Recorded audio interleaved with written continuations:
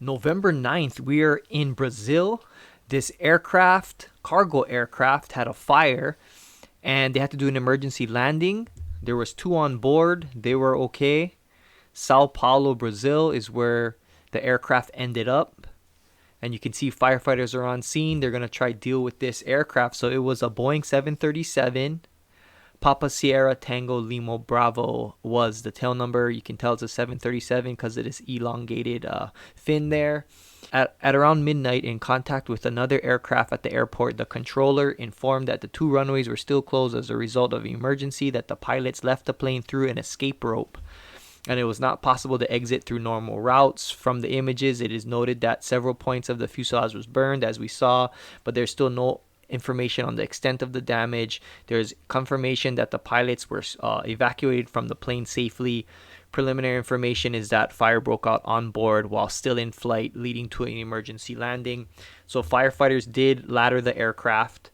They did try to get in. You can see fire here. So they brought hand lines in.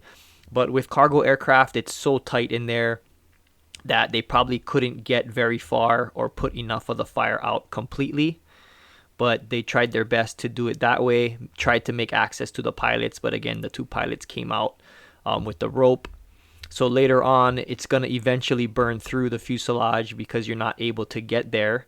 And then you can use your piercing tip. At this point, they're just flooding the compartment. We do have the flares, the infrared cameras, so we can see where exactly the heat is. And then we can pinpoint that area.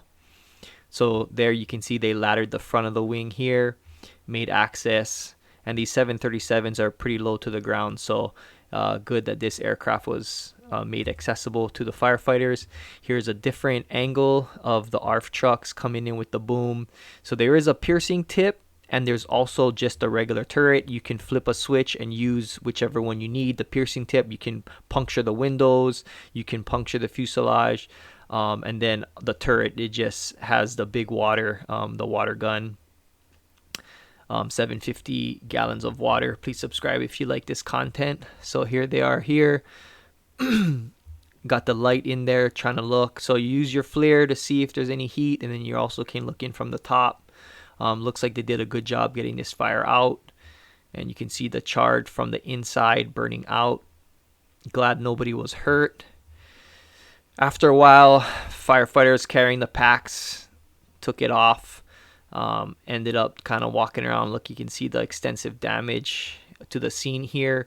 So first off, when we get on scene, it's life safety, right? We want to make sure everybody on board is off the plane.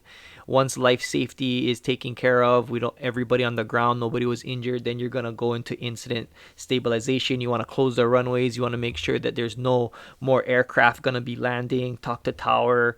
They usually give us the runway, and then fire is in control of the area.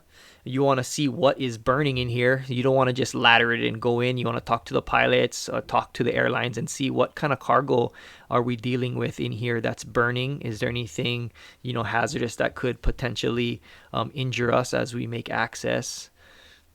And then property conservation. If you can protect the aircraft, you don't want to do more damage than necessary. Here is the flight radar here. Vitória to Sao Paulo, and a lot of these cargo aircraft, they're flying at night. You can see 3:43 a.m.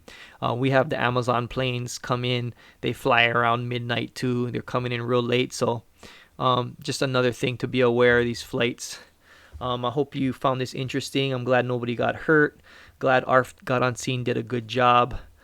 Please subscribe again. This is ARFF from Keone. See you guys next time.